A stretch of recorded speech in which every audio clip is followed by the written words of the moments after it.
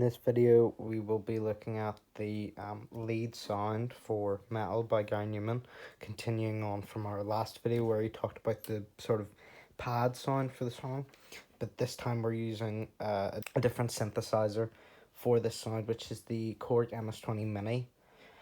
It is 2 oscillator as opposed to 1, and with the microbrute, but it is still monophonic, so only one note at a time. It has a patch bay, but we won't be using that for this part of the song, and we'll just start like before with the oscillators.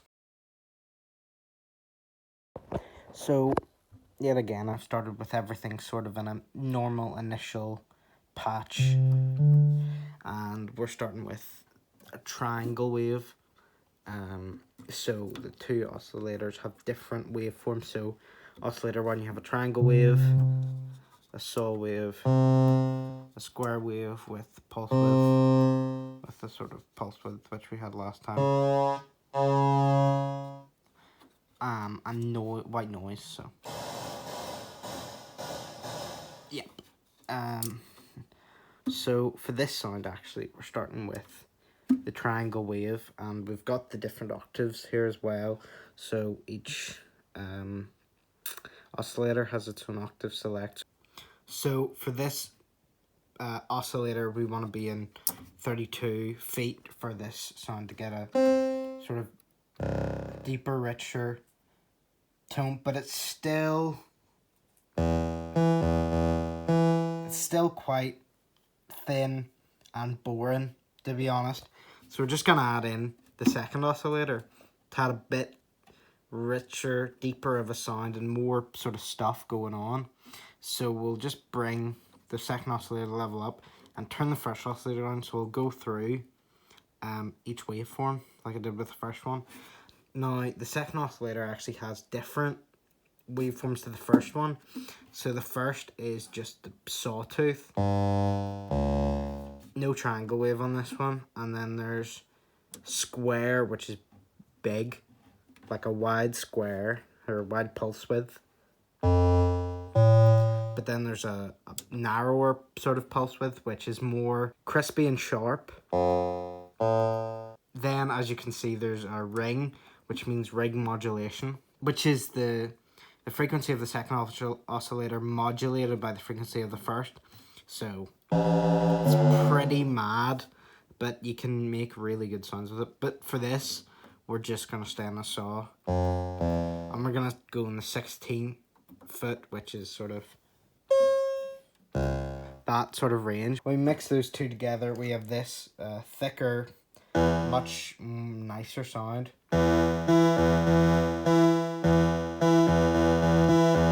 So that's way better than before. So now that we're done with the oscillators, we can talk about the filters.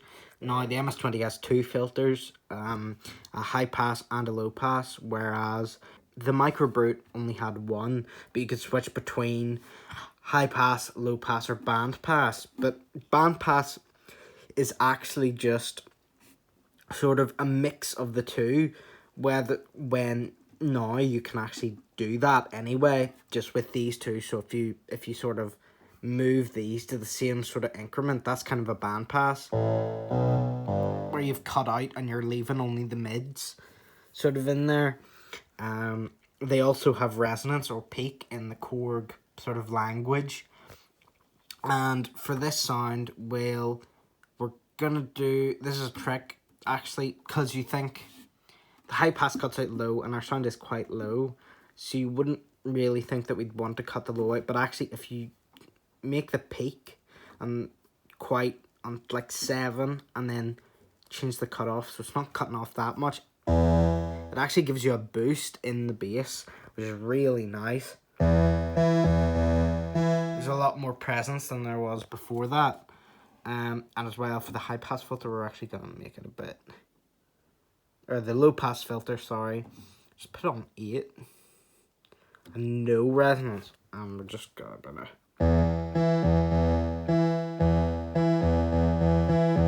That's nice. That's what we want. That's a thick. Has a lot of presence there as well.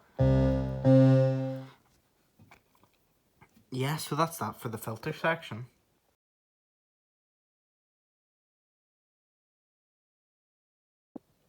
So now we're moving on to the modulation section of the ms20. And here we have, it's all different sort of, it's like shorthand, but I'm going to explain that. So this is the frequency modulation, the cutoff modulation for the high pass, and the cutoff modulation for the low pass. And this is, this will do, so the modulation generator or external, this is the modulation generator here, which is an LFO, and this will be the envelope generator. So you can have they're all the same for all of them.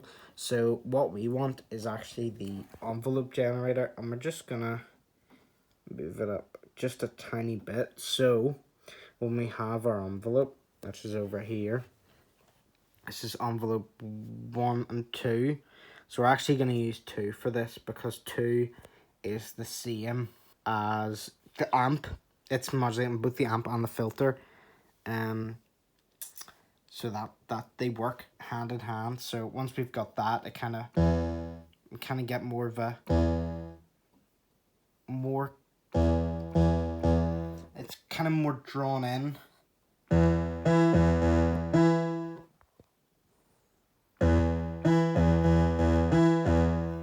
So it's a lot nicer, to be honest. And a lot more controlled sort of sound. Like if we were to take it out, it's kind of goes on too long. We wanna it kind of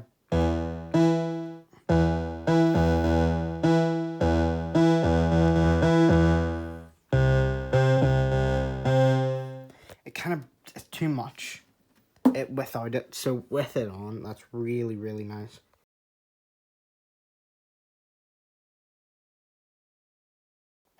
So now we're going to talk about the envelope. And the envelope is pretty good on this one. It has a hold function, which we didn't have in the last one, which means you turn it up and you play a note. And that note is held, essentially. So it also has the standard, like the attack, the decay, the sustain, and the release. So we're going to just kind of keep it no attack, 0 decay, sustain all the way up, and just a wee bit of release. So I want that trail at the end. Yeah, so without it, it's just kind of, it's not nice, not too abrupt for this. That's it, that's what we want. So yeah, that's it for the envelope. This is envelope generator 1, and it's actually used to modulate the frequency, but we don't really want that.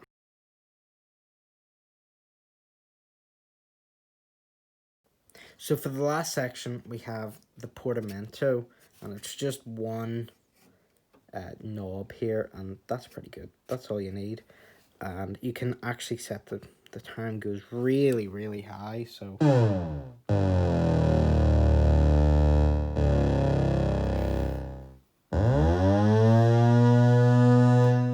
more than you'd ever need, well, unless you're making like crazy sound effects. But for this, we're just gonna have a really, really subtle, really minuscule amount, and it just adds an extra bit of flavor really to the sound. Now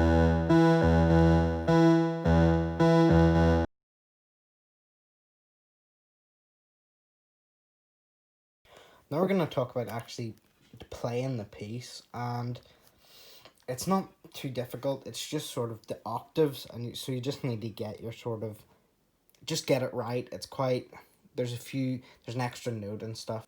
So you just need to remember that first E is 2 bars, so it's...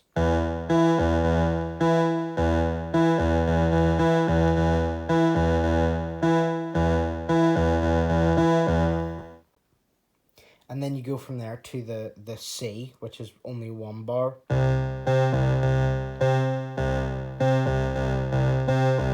And then from there you can go to the A, so...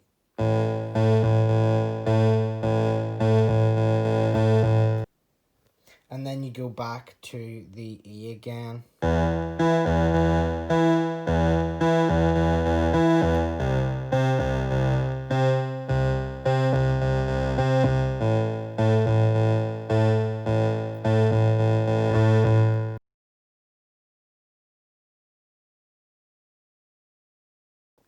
So hopefully that's helped you out if you're actually trying to play this piece.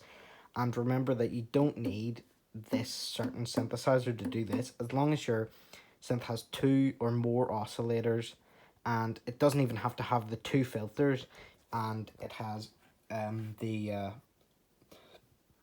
filter modulation by the envelope.